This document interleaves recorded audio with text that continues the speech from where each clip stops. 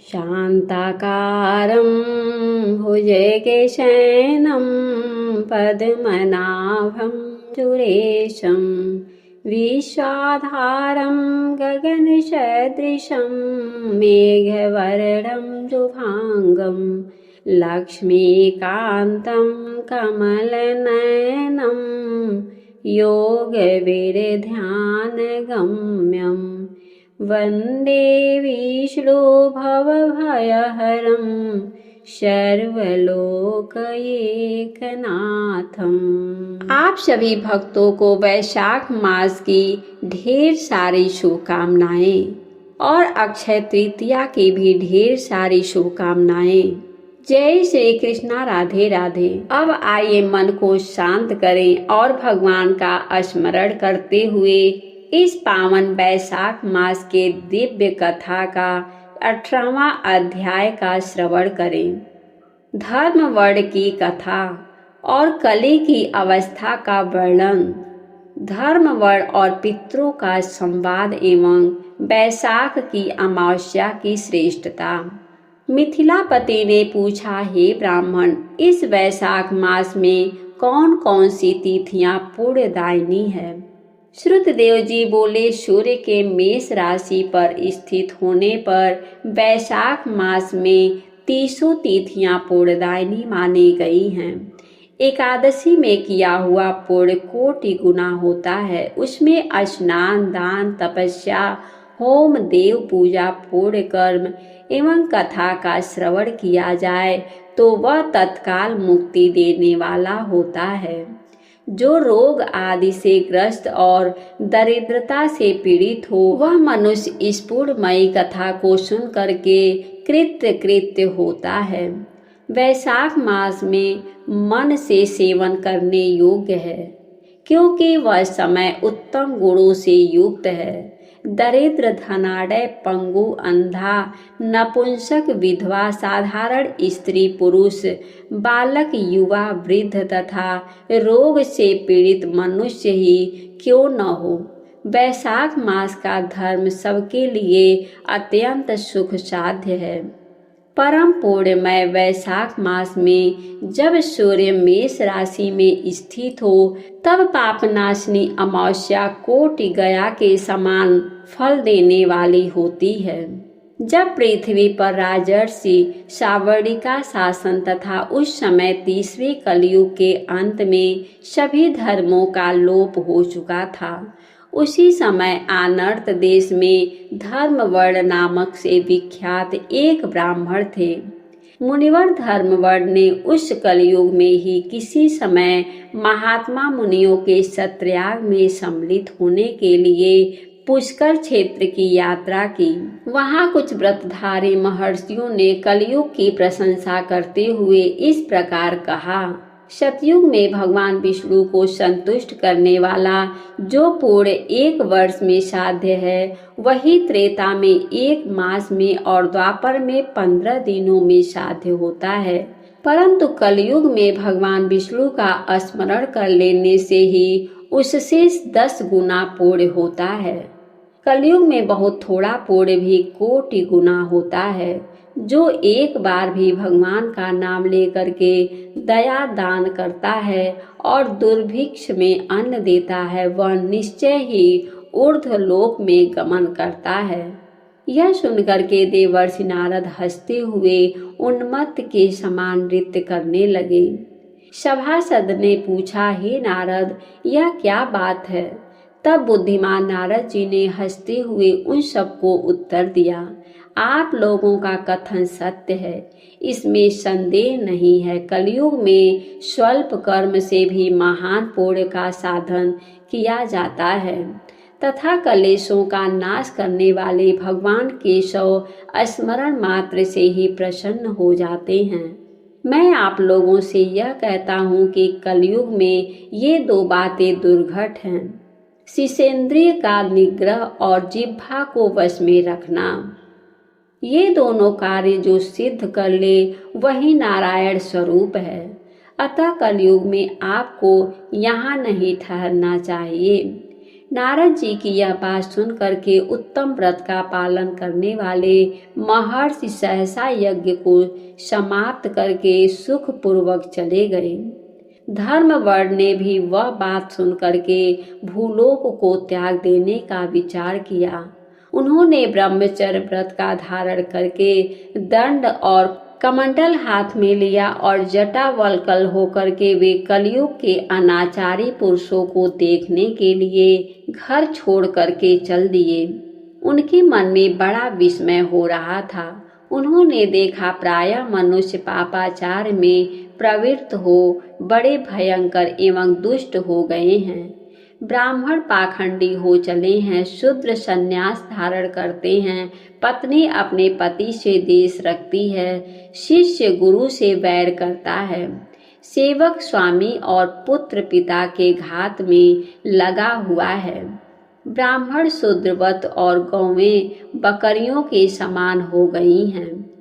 वेदों में गाथा की ही प्रधानता रह गई है। शुभ कर्म साधारण लौकिक कृत्यों के ही समान रह गए हैं। इनके प्रति किसी की महत्व बुद्धि नहीं है। भूत प्रेत और पिशाच आदि की उपासना चल पड़ी है।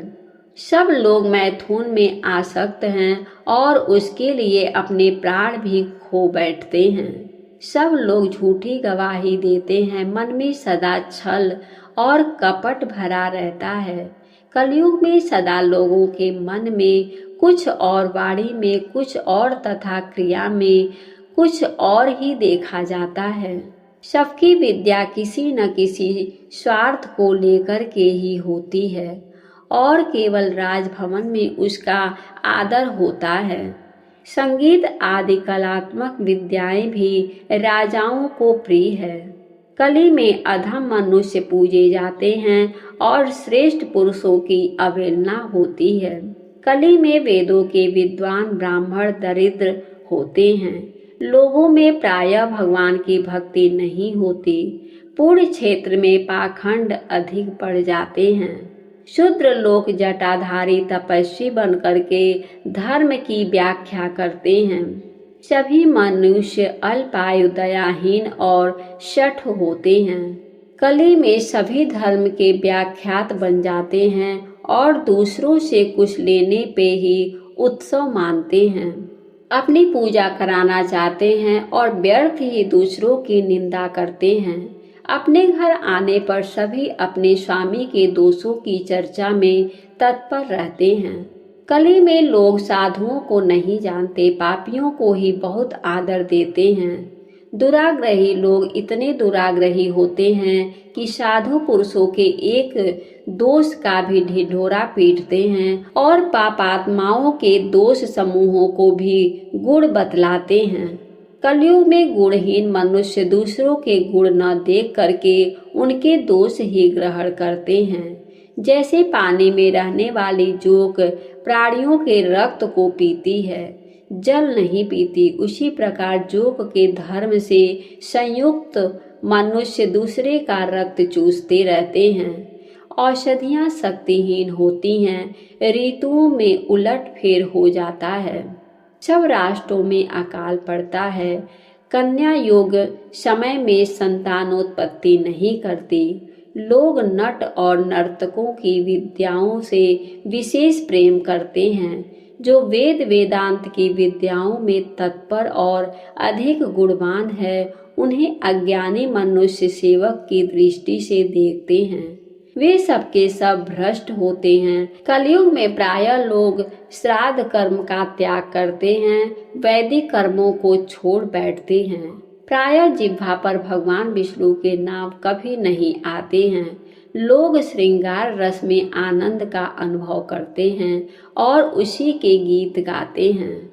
कलयुग के मनुष्यों में न कभी भगवान विष्णु की सेवा देखी जाती है, न शास्त्रीय चर्चा होती है, न कहीं यज्ञ की दीक्षा है और न विचार का लेश है, न तीर्थ यात्रा है और न दान धर्म ही होते हैं। यह कितने आश्चर्य की बात है। उन सबको देख करके धर्मवर्ण को बड़ा भय लगा। पाप से कुल की हानि होती है। देख अत्यंत आश्चर्य से चकित हो वे दूसरे द्वीप में चले गए। सब द्वीपों और लोकों में विचरते हुए बुद्धिमान धर्मवड़ किसी समय कौतूहलवश पितृलोक में गए। वहां उन्होंने कर्म से कष्ट पाते हुए पितरों को बड़ा भयंकर दशा में देखा। वे दौड़ते रोते और गिरते पड़ते थे। उन्होंने अपने पितरों को भी नीचे अंधकूप में पड़े हुए देखा। उनको देख करके आश्चर्यचकित हो दयालु धर्मवड़ ने पूछा, आप लोग कौन हैं? किस दुष्तर कर्म के प्रभाव से इस अंधकूप में पड़े हैं? पितरों ने कहा, हम श्रीवत्स गोत्र वाले हैं। पृथ्वी पर हमारी कोई संतान नहीं है, अतः हम श्राद्ध और पिंड से वंचित हैं। इसलिए यहाँ हमें नरक का कष्ट भोगना पड़ता है। संतानहीन दुरात्माओं का अंधकूप में पतन होता है। हमारे वंश में एक ही महायशस्वी पुरुष हैं जो धर्मवड़ के नाम से विख्यात हैं, किंतु वह विरक्त होकर के अकेला घूमता फिरता है। उसने गृहस्थ धर्म को नहीं स्वीकार किया। वह एक ही तंतु हमारे कुल में अवशिष्ट है। उसकी भी आयु क्षीण हो जाने पर हम लोग घोर अंधकूप में गिर पड़ेंगे, जहां से फिर निकलना कठिन होगा। इसलिए तुम पृथ्वी पर जाकर के धर्मवड़ को समझाओ।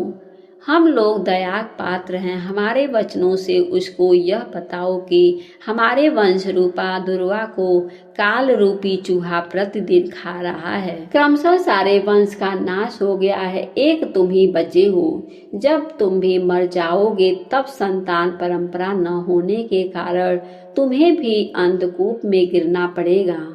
इसलिए गृहस्थ धर्म को स्वीकार करके संतान की वृद्धि करो। इससे हमारी और तुम्हारी दोनों की ऊर्ध्वगति होगी। यदि एक भी पुत्र वैशाख मास अथवा कार्तिक मास में हमारे उद्देश्य से भगवान स्नान श्राद्ध और दान करेगा तो उससे हम लोगों की ऊर्ध्ववर्ग होगी और नरक के उद्धार हो जाएगा।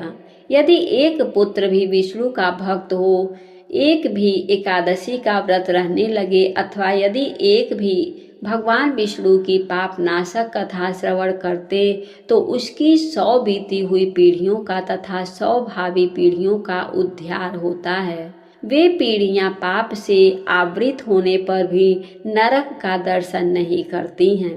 दया और धर्म से रहित उन बहुत से पुत्रों के जन्मों से क्या लाभ है जो कुल में उत्पन्न हो करके सर्वव्यापी भगवान नारायण की पूजा करते हैं। इस प्रकार प्रिय वचनों द्वारा धर्मवड़ को समझा करके तुम उसे विरक्तिपूर्ण ब्रह्मचर्य आश्रम से गृहस्थ आश्रम में प्रवेश करने की सलाह दो। पितरों की यह बात सुनकर के धर्मवड़ अत्यंत विस्मित हुआ और हाथ जोड़ करके बोला, मैं ही धर्मवड़ नामक से विख्यात हूँ। आपके वंश का दुराग्रही बालक हूँ। यज्ञ में महात्मा नारद जी का यह वचन सुन करके कलयुग में प्रायः कोई भी रसनेन्द्रिय और शिश्रेंद्रिय को दृढ़ता पूर्वक संयम में नहीं रखता है। मैं दुर्जनों की संगति से भयभीत हो अब तक दूसरे दूसरे द्वीपों में घूमता रहा। इस कलयुग के 3 चरण बीत गए। अंतिम चरण में भी 3.5 भाग व्यतीत हो चुके हैं। मेरा जन्म व्यर्थ बीत गया, क्योंकि जिस कुल में मैंने जन्म लिया उससे माता पिता के ऋण को भी मैंने नहीं चुकाया था। पृथ्वी के भारभूप उस शत्रु तुल्य पुत्र के उत्पन्न होने से क्या लाभ होता है? पैदा होकर के भगवान विष्णु और देवताओं तथा पितरों की पूजा न करे। मैं आप लोगों की आज्ञा का पालन करूंगा। बताइए पृथ्वी पर किस प्रकार मुझे कलयुग से और संसार से भी बाधा नहीं प्राप्त होगी। धर्मवड़ की बात सुनकर के पितरों के मन को कुछ आश्चर्य सन मिला। वे बोले, बेटा तुम गृहस्थ आश्रम स्वीकार करके संतानोत्पत्ति के द्वारा हमारा उद्धार करो। जो भगवान विष्णु की कथा में अनुरक्त होते निरंतर श्री हरि का स्मरण करते हैं और सदाचार के पालन में तत्पर रहते हैं, उन्हें कलयुग बाधा नहीं पहुंचाता है। जिसके घर में शालग्राम शिला अथवा महाभारत की पुस्तक हो, उसे भी कलयुग बाधा नहीं दे सकता है। जो वैशाख मास के धर्मों का पालन करता माघ स्नान में तत्पर होता है और कार्तिक में दीप देता है, उसे भी कली की बाधा नहीं प्राप्त होगी। जो प्रतिदिन महात्मा भगवान विष्णु की पाप नाशक एवं मोक्षदायिनी दिव्य कथा सुनता है, जिसके घर में बलि वैश्वदेव होता है, शुभ कारिणी तुलसी स्थित होती हैं तथा जिसके आंगन में उत्तम गौ रहती हैं, उसे भी कलयुग बाधा नहीं देता है। अतः इस पापात्मक युग में भी तुम्हें कोई भय नहीं है। शीघ्र पृथ्वी पर जाओ, इस प्रकार वैशाख मास चल रहा है। यह सब उपकार करने वाला मास है। सूर्य के मेष राशि में स्थित होने पर 30 तिथियां पुण्यदायिनी मानी गई हैं। एक एक तिथि में किया हुआ पुण्य कोटि कोटि गुना अधिक होता है। उनमें भी जो वैशाख की अमावस्या तिथि है, वह मनुष्यों को मोक्ष देने वाली है। देवताओं और पितरों को वह बहुत ही प्रिय है। शीघ्र ही मोक्ष की प्राप्ति कराने वाली है। जो उस दिन पितरों के उद्देश्य से श्राद्ध करते और जल से भरा हुआ घड़ा एवं पिंड देते हैं, उन्हें अक्षय फल की प्राप्ति होती है। अतः हे महामते, तुम शीघ्र जाओ और जब अमावस्या हो तब कुंभ सहित श्राद्ध एवं पिंड दान करो। सबका उपकार करने के लिए गृहस्थ धर्म का आश्रय लो। धर्म, अर्थ और काम से संतुष्ट हो उत्तम सनातन पा करके फिर मुनि वृत्ति से रहते हुए सुख पूर्वक दीप दीपांतरों में विचरण करो। पितरों के इस प्रकार आदेश देने पर धर्मवर्ण मुनि शीघ्रता पूर्वक भूलोक में गए। वहां मेष राशि में सूर्य के स्थित रहते हुए वैशाख मास में प्रातः काल स्नान करके देवताओं, ऋषियों तथा पितरों का तर्पण किया। फिर कुंभदान सहित पाप विनाशक श्राद्ध करके उसके द्वारा पितरों को पुनरावृत्ति रहित मुक्ति प्रदान की।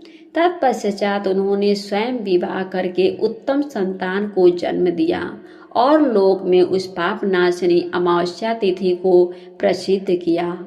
तदंतर वे भगवान की आराधना करने के लिए हर्ष के साथ गंधमादक पर्वत पर चले गए।